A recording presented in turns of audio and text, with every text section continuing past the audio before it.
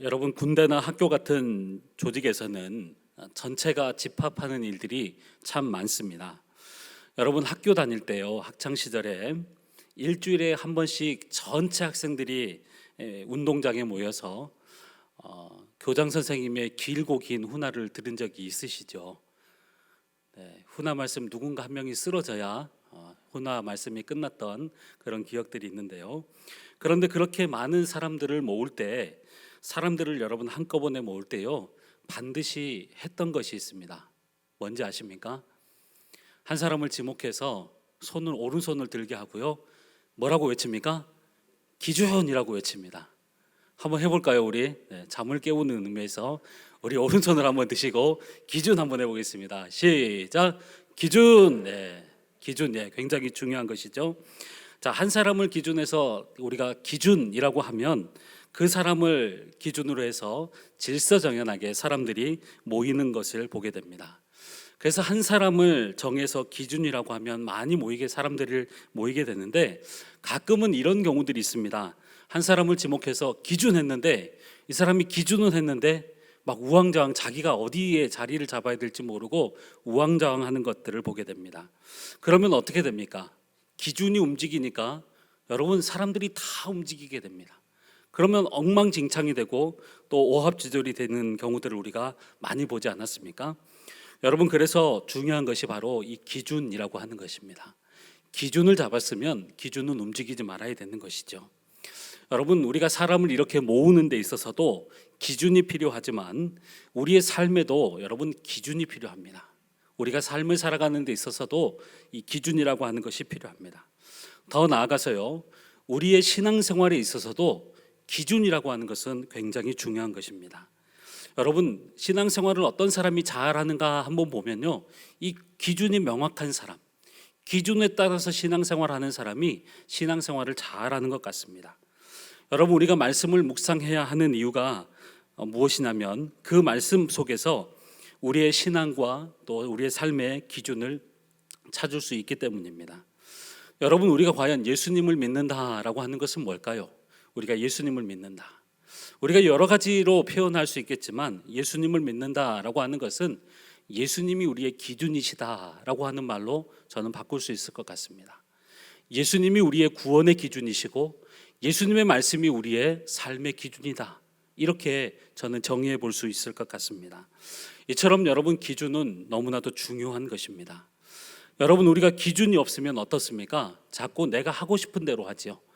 내가 기분 내키는 대로 합니다. 마음에 끌리는 대로 하려고 하고, 그래서 기분대로 마음에 끌리는 대로 하는 것이 때로는 좋아 보이는 것 같지는 하지만 결국에는 여러분 좋은 것은 아니라는 것이죠. 우리의 기분이 중요한 것이 아니라 우리에게 있어서 기준이 중요한 것입니다. 기준.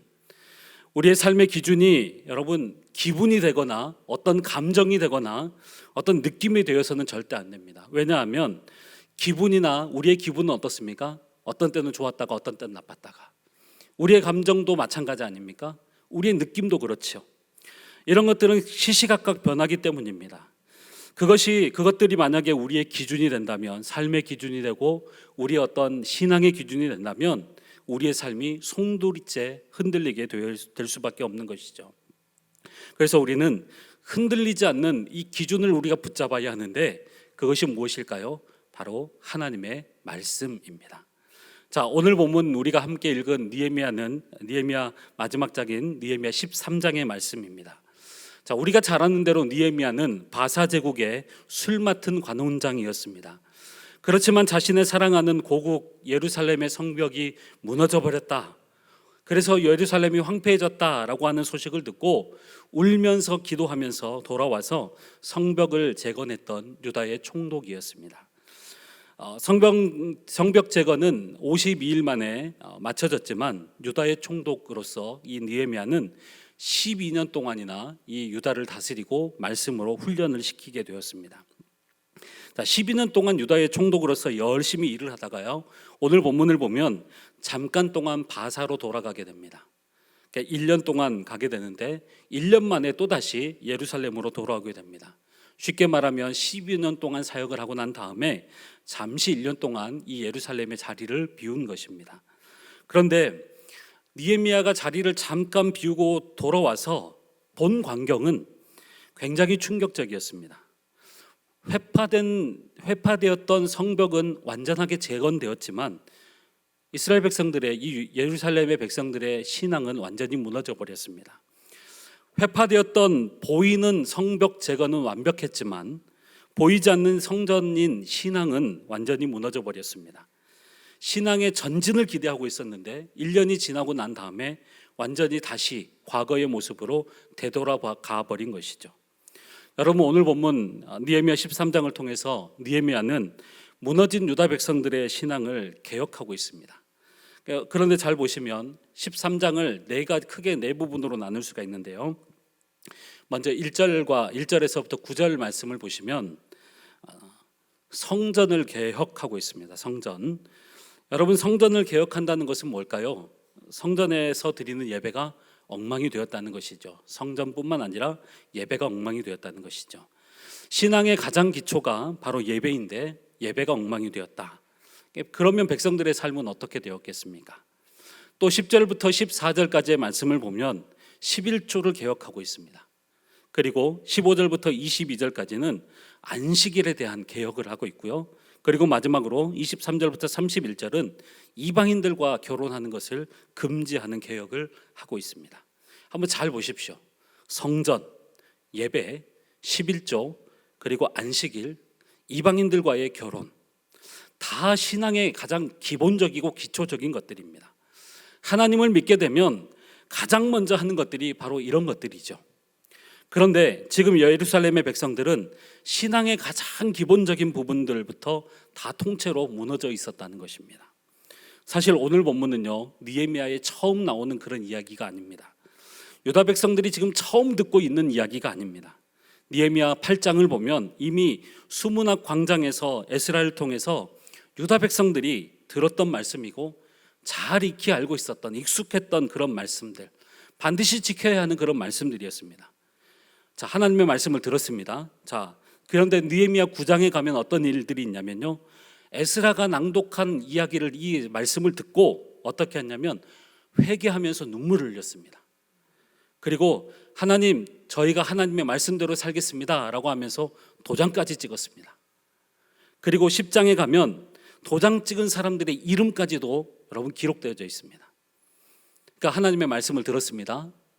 그리고 눈물로 회개했습니다. 하나님, 제가 그렇게 살겠습니다. 사인도 했습니다. 이름도 썼습니다.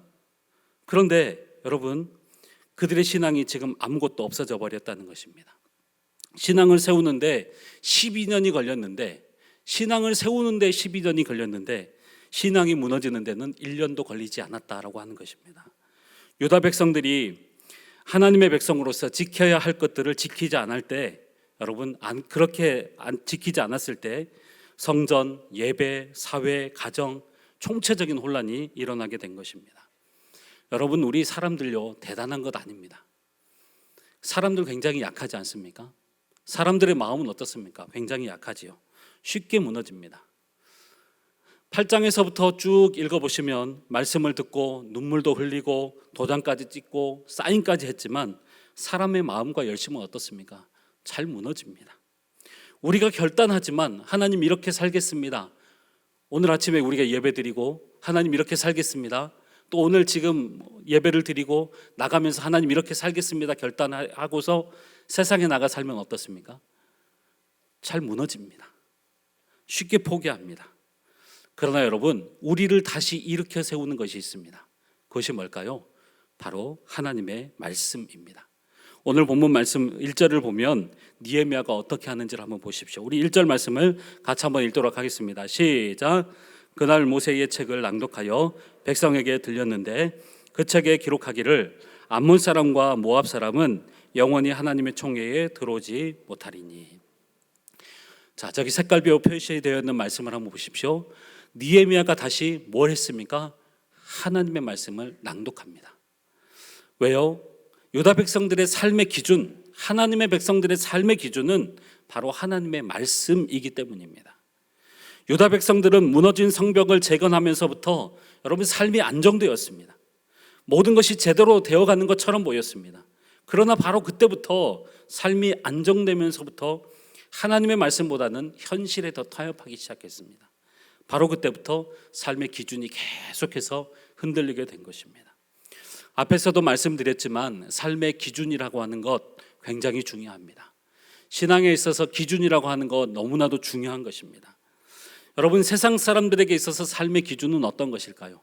성공하는 것이죠. 잘 먹고 잘 사는 것이죠. 잘 먹고 잘 살려면 여러분 뭐 하지 못할 것이 없다고 생각하는 사람들이고 또 물불을 가리지 않습니다. 그래서 세상 사람들은 상황에 따라 삶의 모습들이 달라지는 것이죠. 그러나 우리 그리스도인들은 어떻습니까? 달라야 되는 것이죠. 우리 그리스도인들에게 있어서 분명한 삶의 기준이 있습니다. 그것이 바로 오늘 느헤미야가 백성들에게, 통째로 모든 삶의 기반이 다 무너져버린 백성들에게 다시 한번 하나님의 말씀을 낭독했던 것처럼 하나님의 말씀이 우리의 삶의 기초가 되는 것입니다. 여러분, 우리가 매주 예배를 드리지 않습니까? 그리고 설교를 듣습니다. 우리가 예배를 드리고 또 설교를 듣는 것은 삶의 기준을 여러분 교정화하는 것, 재확인하고 교정하는 것입니다. 삶의 기준이 흐트러져 있다면 예배를 통해서 또 하나님의 말씀을 통해서 우리가 우리의 삶의 기준을 재점검하고 재조정하는 것이죠. 한 주간 세상을 살면서 우리의 기준이 상황이나 어떤 감정들, 어떤 그런 것들이었다면 교회에 와서 예배를 드리면서 하나님의 말씀 앞에 서는 것을 통해서 하나님의 말씀을 다시 한번 우리의 삶의 기준이 되게 하는 것입니다. 여러분, 그래서 예배가 중요한 거예요. 예배를 통해서, 말씀을 통해서 우리의 삶의 기준을 세상의 기준이 아니라 하나님의 말씀의 기준으로 다시 교정하고 세우는 것이 바로 예배입니다. 어떤 중학생의 이야기입니다. 한번 잘 들어보십시오. 어느 주일에 어떤 중요한 행사가 있는데 중학생의 마음에 그 행사를 참여할 것인지 아니면 주일이니까 그 행사에 참여하지 말아야 될 것인가, 이것을 가지고 계속 고민하고 있었습니다. 마음 한편에서는 주일이니까 내가 행사에 참여하지 말아야 되겠다라고 그런 마음을 한편은 가지고 있었고, 또 한편에는 주일이긴 하지만 예배 빨리 드리고 가면 되지 라고 하는 이 두 가지의 마음이 있었다고 합니다. 한참을 고민하고 있는데요, 마침 그 주일에 중등부 예배 때 주일 성수에 관한 설교를 들었다고 합니다. 그러면서 주일에 있는 행사에 나는 참여하지 않겠다라고 믿음의 결단을 했다고 합니다. 여러분, 중학생들도 이렇게 결단을 합니다. 이것이 여러분 말씀을 기준으로 삼고 살아가는 그런 삶의 모습인 것이죠. 예배가 왜 중요합니까? 말씀을 듣는 것이, 말씀을 묵상하는 것이 왜 중요합니까? 말씀을 통해서 또 예배를 통해서 우리의 삶의 기준이 자꾸만 흔들릴 때 다시 세상의 기준이 아닌 하나님의 말씀의 기준으로 다시 교정하고 세워가는 것이기 때문입니다. 그런데 여러분, 하나님의 말씀을 우리의 삶의 기준으로 삼을 때 여러분, 우리의 삶이 어떨까요? 평탄할까요? 좋은 일만 있을까요? 아무런 문제도 생기지 않을까요? 절대 그렇지 않습니다. 오히려 그 반대이죠. 하나님의 말씀을 우리의 삶의 기준으로 삼으면 여러분, 오히려 우리의 삶이 불편해질 수 있습니다. 하나님의 말씀을 우리의 삶의 기준으로 삼으면 여러분 굉장히 피곤해집니다. 하나님의 말씀을 우리의 삶의 기준으로 삼으면 어려움을 겪을 수도 있습니다. 하나님의 말씀을 따라 살아가면 우리들에게 불이익이 생길 수도 있습니다. 억울한 일이 생길 수도 있습니다. 그리고 그렇게 살아가는 것들을 통해서 세상 사람은 우리에게 너 바보 같다, 어리석다라고 말할 수가 있습니다. 그러나 여러분, 우리가 믿는 하나님, 그리고 우리가 기준으로 삼는 하나님의 말씀은 결코 어리석지 않습니다. 우리에게 한 말씀을 주신 하나님은 이 세상을 창조하셨고 또 우리를, 사람을 창조하신 분이십니다. 무슨 말입니까? 하나님이 이 세상을 창조하셨다, 우리를 창조하셨다는 것은 뭡니까? 우리를 너무나도 잘 아신다는 것이죠. 이 세상의 모든 것들을 하나님은 아시는 분이시라는 것입니다. 바보 같거나 어리석은 분이 아니시라는 것이죠. 여러분, 하나님이 모든 것을 아신다라고 하는 것, 특별히 우리를 잘 아신다는 것은 뭘까요? 우리 자신을 잘 알 뿐만 아니라 우리가 처해 있는 환경과 상황과 이런 것들도 다 아신다는 것이죠. 또 잘 안다는 것은 뭘까요? 하나님이 우리의 삶을, 우리의 문제를 알고 계시고 책임져 주시고 해결해 주신다는 것을 하나님은 다 담고 있는 것이죠. 여러분, 삶의 모든 문제는 우리의 손에 달려 있는 것이 아니라, 세상에 달려 있는 것이 아니라 하나님의 손에 달려 있음을 기억하시기를 바랍니다. 하나님의 우리의 삶의 흥망성쇠, 축복과 재앙은 하나님의 손에 달려 있습니다. 하나님이 개입하시지 않는 때는 없습니다. 하나님은 하나님의 사람들을 반드시 승리하게 하시는 것입니다. 그러므로 사랑하는 성도 여러분, 혹시 우리 삶에 문제가 생기면요, 가장 먼저 우리가 점검해야 될 것이 바로 삶의 기준입니다. 나의 삶의 기준이 어디에 근거하고 있는지, 나의 삶의 근거가, 나의 삶의 기준이 어디를 향하고 있는지를 우리가 봐야 되는 것입니다. 어디에서 떨어졌는지, 어디에서 무너졌는지를 여러분 점검해 보십시오.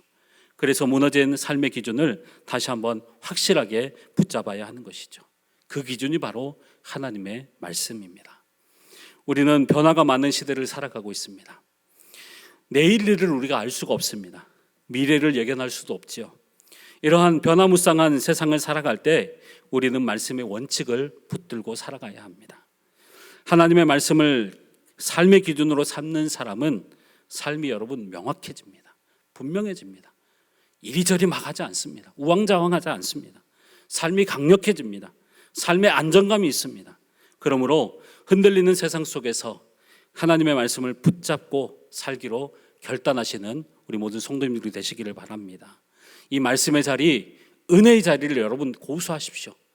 주일 예배뿐만 아니라 수요 예배, 새벽 예배, 금요 기도회, 또 여러분의 각자의 삶의 묵상의 자리, 여러분 그 자리를 고수하십시오. 세상의 변화를 따라가지 말고, 상황의 변화를 따라가지 말고, 또 사람의 귀에 귀 기울이지 말고 하나님의 말씀에 기준점을 확실하게 붙잡고 여러분 흔들리지 않는 우리 모든 성도님들이 되시기를 바랍니다.